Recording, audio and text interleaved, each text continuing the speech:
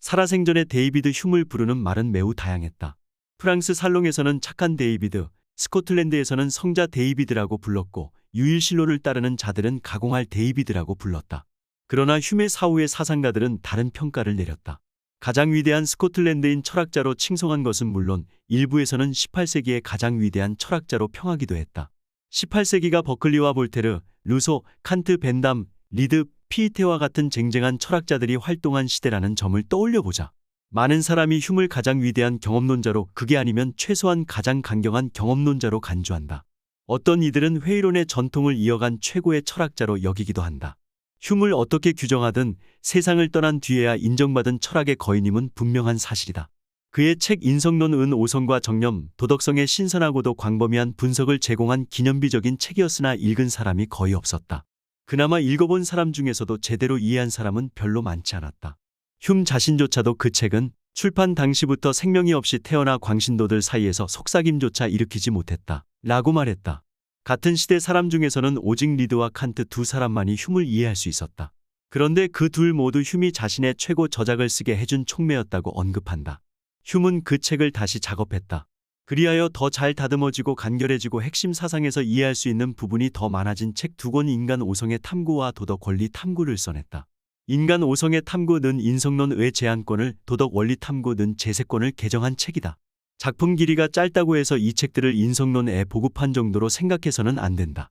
원래의 작품에서 휴무는 대담한 목표를 세웠는데 바로 인간 본성의 과학을 찾는 것이었다. 휴미 이런 목표를 세운 것은 뉴턴이 운동의 과학을 공식화한 것과 견줄만했다. 처음에 휴무는 인간의 오성과 정서, 합리성 등을 지지해 줄 만한 탄탄한 토대가 갖춰진 원리 혹은 규칙을 밝힐 수 있기를 바랐다. 그런데 이런 바람이, 그리고 그에 수반되는 정신의 법률과 규칙이라는 장치가 나중에 두 책들에서는 소홀히 다뤄졌거나 아예 사라졌다. 앞의 주제들 전체를, 특히 자아에 대한 휴메의 연구를 아예 드러냈기 때문에 작품의 고유한 방법론 역시 인성론과 나중에 두 책이 서로 다르다. 여기서는 그 두 책 가운데 탐구라는 이름을 처음 달고 나온 휴메 저서인 인간 오성의 탐구에 주목할 것이다. 물론 휴메 저서 중이 책이 가장 중요하다거나 최고의 논문이라고 보기는 어렵다. 휴메 저서 전부가 중요성이나 영향력, 철학적 탁월성에서 동등하다고 볼 수 있기 때문이다. 그러나 이 책은 휴메 정립된 견해를 가장 잘 대변한다. 자신의 논문집을 광고하는 글에 휴메 자신이 이렇게 쓸 정도였으니 말이다. 사람들이 이 단편들에 나의 철학적 정서와 원칙이 모두 담겨 있다고 생각해 주기를 바란다. 인간 오성의 탐구는 12권으로 나뉘어 있으니 이 책을 단편들의 모음집이라고 하는 것은 여러모로 적절하다. 그래서 처음 이 책을 접할 경우 각 단편들이 단지 부분적으로만 연관이 있다고 여기기 쉽다. 중요한 것은 이 책이 다양한 범위의 주제를 다루고 있는 것은 분명 맞지만 전체적으로 표출되는 견해들은 일관성을 이루고 있다는 점이다. 인간 오성의 탐구는 처음 몇 쪽 안에 책이 의도한 바를 천명하고 있다. 휴무는 철학의 다양한 종을 두루 살펴본다. 휴메 글에서는 로크가 꽤 많이 보인다.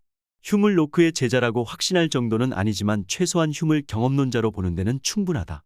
로크의 인간 오성론의 목표는 인간 정신이 정말로 어떤 주제를 생산적으로 생각할 능력이 있는지를 찾아내는 것이었고, 로크는 자아에 대한 직관적 지식, 신에 대한 논증적 지식, 외부 대상에 대한 감각적 지식이 모두 있을 수 있다는 결론을 내렸었다.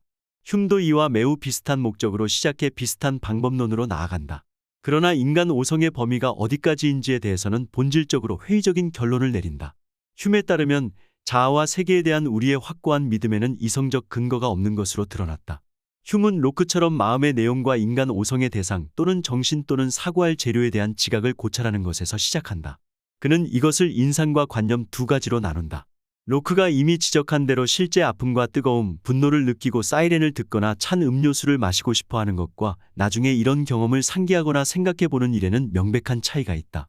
휴무는 인상을 우리가 듣거나 보거나 느끼거나 사랑하거나 미워하거나 갈망하거나 의도하거나 할 때의 아주 생생한 지각으로 정의한다. 관념은 이 인상을 기억력이나 상상력으로 불러낸 것이다. 따라서 관념은 인상의 사본이며 인상보다 덜 생생한, 즉 인상보다 약하고 희미한 개념이다. 휴무는 관념과 인상을 어떤 관계로 보았을까? 휴무는 우리의 모든 관념, 즉 조금 약하고 희미한 지각은 더욱 생생한 지각인 인상의 복사본이라고 주장한다. 물론 휴무도 일부 관념은 어떤 특정한 관념과 정확히 일치하지 않음을 알고 있다. 유니콘과 같은 전설상의 동물에 대한 관념이 그런 예에 해당할 것이다. 그러나 유니콘에 관한 관념, 즉 뿌리 있고 말과 비슷한 모습을 가진 동물처럼 유니콘이라는 관념을 구성하는 요소들도 사실은 우리가 이 세계에서 보았던 사물의 복사본이다. 이는 우리가 경험을 통해 얻은 관념들을 새롭게 결합시킨 것이다. 상상하거나 의아해하는 정신의 능력은 거의 무한한 듯이 보이지만 그런 활동의 원재료는 언제나 인상에서 비롯된다는 것이 흄의 요지다. 이것이 경험론의 핵심이다. 흄이 이를 옹호하기 위해 제시하는 논거들을 따라가 보자. 흄은 우리 각자에게 있는 관념들의 창고를 생각해 본 다음 최초의 인상에 의존하지 않는 관념이 과연 있는지 집어내 보라고 한다. 어떤 관념의 원천이 된 것을 거슬러 올라가다 보면 최초의 인상이 반드시 나온다는 것이다. 흄은 여기서 멈추지 않고 합리론자들이 애호하는 본유관념인 신에 관한 관념으로까지 곧장 나아간다. 그 결과 우리가 우리 자신의 정신의 속성을 생각해보고 그 속성의 선하고 현명한 면을 무제한 확장시키면 그 본유관념조차 실제로 획득이 가능한 것임을 보여주는 것이다. 끝으로 흄은 일부 감각 능력 없는 사람들, 예를 들어 맹인을 고찰하고 맹인들은 색에 대한 아무런 관념도 없다고 지적한다.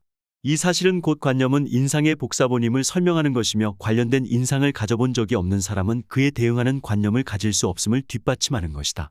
인상과 관념에 관해서는 분명하고도 확실한 사실들이 있다. 흄의 견해에서는 그보다 훨씬 더 넓은 범위의 철학적 귀결을 가진다. 인상과 비교해서 관념은 애초부터 희미한 데다 명료하지도 않다. 그뿐 아니라 관념을 생각하다 보면 두 가지 실수를 저지르기 쉽다. 첫째, 우리는 하나의 관념을 다른 관념으로 착각할 수 있다. 실제로는 단지 비슷할 뿐인데 두 관념이 필연적인 연관이 있다고 생각하는 것이다. 둘째 실수는 첫째의 경우보다 더 나쁜 것으로 어떤 하나의 관념과 그 관념을 나타내는 언어와는 필연적인 대응 관계가 없음에도 우리는 관념을 나타내는 단어들을 별 탈 없이 사용하고 말로 표현한다는 것이다. 철학 논쟁을 하면서 매우 복잡하고 추상적인 관념에 관해 이야기를 나누고 있다고 해보자. 이때 우리는 서로 이해할 수 없는 말을 하기도 한다. 즉 우리는 같은 단어로 서로 다른 사물을 뜻하기도 한다.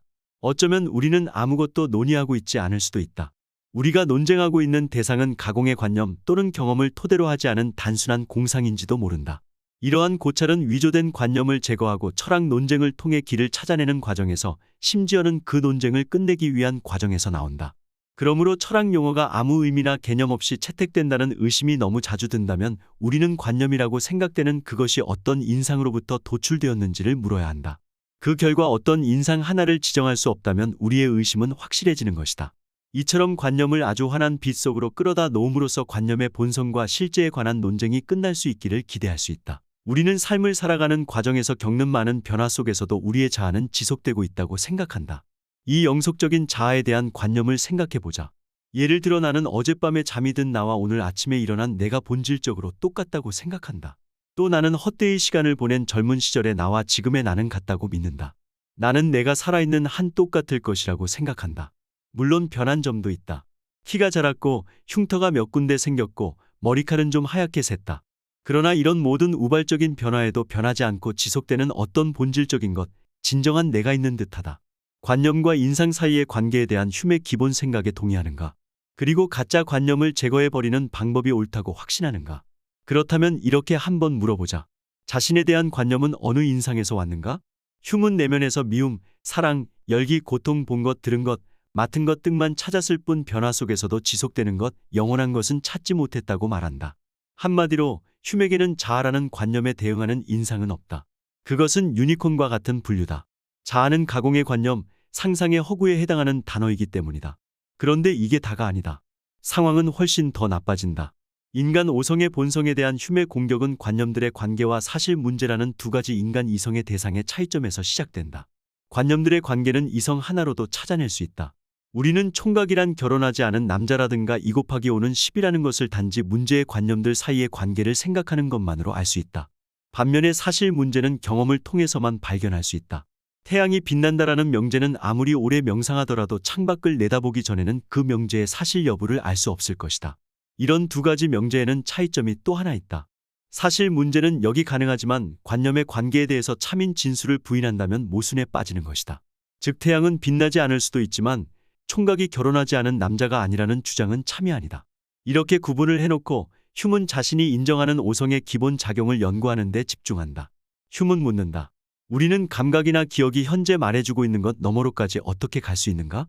즉 감각이나 기억에서 알 수 있는 그 이상의 것을 어떻게 아는가? 우리는 어떻게 현재의 경험에서 우리가 현재 경험하고 있지 않는 사물의 사실로 나아가는 방법을 생각해낼 수 있는가? 난 우리 고양이 땡이가 어젯밤에 거실로 찾아들어왔다는 것을 안다. 소파에 나 있는 고양이 발톱 자국을 보고 알 수 있기 때문이다. 내 감각의 현재 진술이 내가 지금 볼 수 없는 과거의 일로 이끈다. 이런 생각을 뒷받침해 주는 것은 무엇인가? 휴문 인과관계를 통해 현재의 사실 문제 너머의 사실을 추론할 수 있다고 말한다. 우리는 현재 우리 감각 경험의 일부 양상을 현재 우리가 경험하지 않는 것의 원인 또는 결과로 받아들인다. 나는 발톱 자국을 땡이가 소파에 발톱을 갈았다는 앞선 원인에 따르는 결과로 받아들인다. 즉 내가 볼 수 있는 것, 발톱 자국의 원인을 내가 볼 수 없는 것, 땡이가 발톱을 간 것에서 찾는다. 그럼 나는 원인과 결과는 어떻게 안 것일까?